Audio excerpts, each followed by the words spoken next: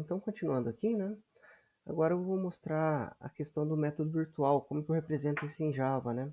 Então a gente já comentei várias vezes em sala, né, do método virtual puro e não puro, né? Que a gente vê lá no C++. Então como que eu represento isso no, no Java, né?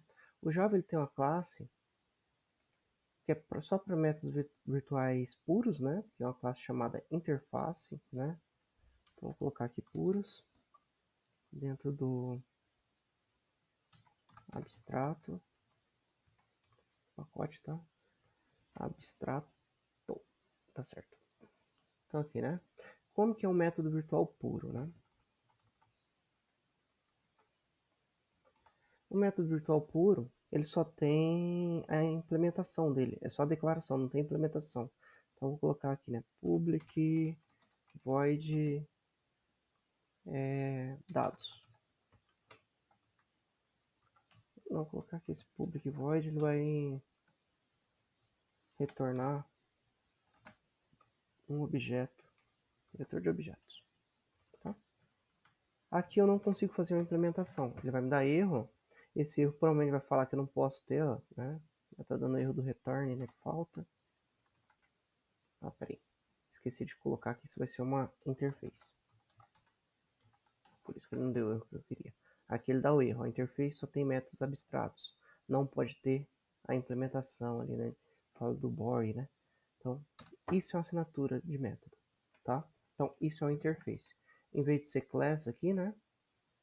Ela não, ela vai o texto interface e aqui dentro eu só posso ter declaração de método. Não consigo implementar nada aqui dentro, tá? Um outro modelo na qual eu posso implementar métodos públicos, métodos virtuais puros e não puros, seria classe abstratas, né?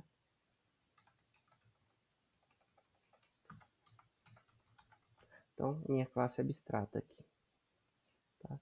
Então, essa classe, qual que é a diferença? Ao invés dela ser uma interface aqui no lugar de class, ela continua assim, tá? E eu vou colocar que ela é uma classe abstrata. Public Abstract Class. A partir desse momento, eu consigo fazer métodos virtuais puros, né? Que seria aqui public void. Vou fazer igual, né? Object vai ser um vetor de objetos, dados, né? E esses dados eu posso implementar. Tem que dar um return aqui, né? Correto? Então eu posso fazer esse tipo de implementação e eu posso fazer também criar agora um vetor de string.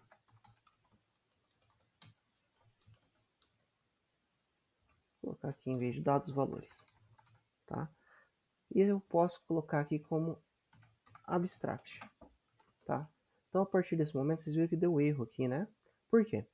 Porque quando eu coloco abstract, isso aqui é um método virtual puro. Quando eu faço isso aqui, ele é um método virtual não puro, tá? Então eu tenho essa classe que me dá essa opção, tá? Então, método virtual puro só vai a declaração, método virtual não puro eu posso ter a implementação e posso subscrever ele na classe que herda ele, né? Não era essa regra lá que vocês viram no C++? E já falei também isso em sala, né? Então, como que eu faço para utilizar esses métodos? Então, vou aqui em cliente, né? Cliente não, vou em funcionário. O método virtual puro do primeiro modelo, que é a minha interface, ele não utiliza o extends para herdar. Ele utiliza outra palavra reservada, que é o implements. Tá? E por que existem essas duas opções? Porque vamos prestar atenção aqui. Em pessoa, por exemplo, eu consigo utilizar o extends, né? Pessoa, não vou aqui no. É pessoa. Extends o abstrato, minha classe abstrata. Foi em maiúsculo, né? Abstrato.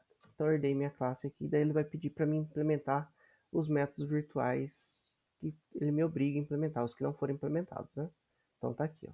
Esse é o método virtual puro que quem herda é obrigado a implementar, né? Essa é a regra também, né?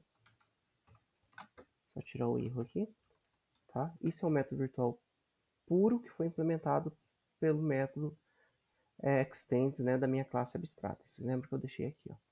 Tá. Mas por que se eu consigo colocar um método virtual puro aqui, por que eu preciso de uma interface? Primeiro motivo, a partir do momento a pessoa não estava herdando ninguém, né? Não tinha nenhuma herança. Como que eu implemento na classe funcionário, que já está herdando de pessoa, o extends da classe abstrata? Eu não consigo, tá? Por quê? Não existe herança múltipla, igual eu já tinha dito. E daí é onde entra o meu implements, os métodos virtuais puros, né? Tá? Então aqui ele vai herdar esse método virtual puro, que é essa herança aqui, tá? Ou seja, dessa forma, eu consigo utilizar como se fosse simular uma herança múltipla em Java. Então eu consigo fazer vários implementos, mas somente um extends, tá? Daí eu teria que implementar os métodos virtuais puros aqui, né? Ele não atualizou, mas eu deveria atualizar aqui, tá? Então agora eu consigo implementar esse método virtual puro aqui. Beleza? Não sei se ficou bem claro, mas essa é a principal diferença de eu ter dois modelos que guardam métodos virtuais, tá? Um sendo a interface e o outro sendo a classe abstrata, tá bom? Então, aqui, como eu estou implementando na classe abstrata, eu preciso da palavra reservada abstract, para dizer que esse é um método virtual puro. Enquanto aqui, tudo que eu colocar aqui dentro, já é um método virtual puro, tá? Ele já entende que existe o abstract aqui dentro, tá bom? Então isso já vem implícito para mim. Ele deveria ter dado um erro aqui em funcionário, né, do método virtual puro. Ele não deu por causa que eu utilizei aqui dentro, né, de pessoa. Agora ele vai me jogar o erro aqui.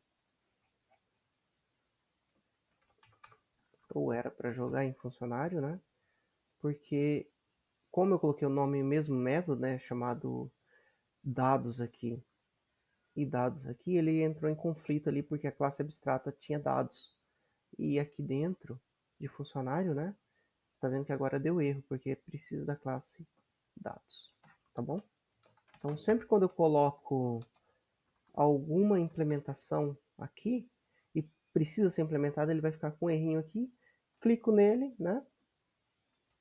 Ele vai gerar o método para mim não precisar digitar. Da mesma forma, quando eu herdo alguma coisa que tem algum método puro, né? Então eu consigo implementar esses métodos, tá bom?